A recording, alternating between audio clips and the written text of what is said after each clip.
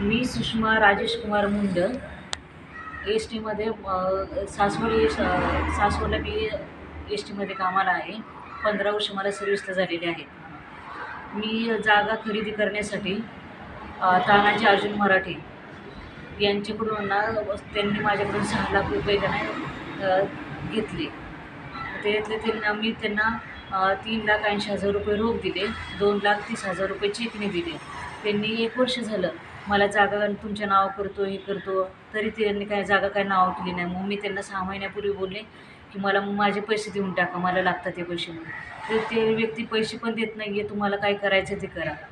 मग त्यांची बरेच वेळा का नाही मी त्यांना फोन केला की आज द्या उद्या द्या, असं सारखं देत राहतो. तारखा पण देतो आणि हे पण करतो तर टायमिंग पण देतो. टायमिंगला पण तो पैसे देत नाही आहे. मग आता मी त्यांच्या पोलीस स्टेशनला त्यांना तक्रार देण्यासाठी गेली. खंडागळे साहेब म्हणून आहे, त्यांच्याकडे मी तक्रार 11 डिसेंबर 2024ला त्यांच्याकडे तक्रार दिली होती. ते म्हटले होते की त्यांना फोन करून बोलवतो म्हणून, पण काय त्याच्यावरती त्यांनी प्रतिक्रिया केलेली नाही आहे. मी 2-4 वेळा त्यांच्याकडे जाऊन आलेले आहे, पण त्याच्यावरती त्यांनी काहीच अजून माझं एनसी काय नोंद करून घेतलेली नाही आहे म्हणून.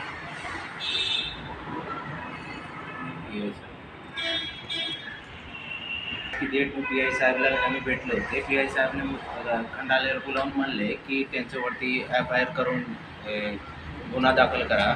और खंडाळे साहेब म्हणले की त्यांची तपास करून FIR घेते.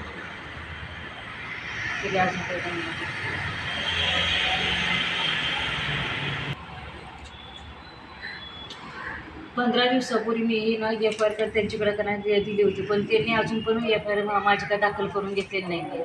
खंडागळे साहेब अजून चौकशीच करत होते.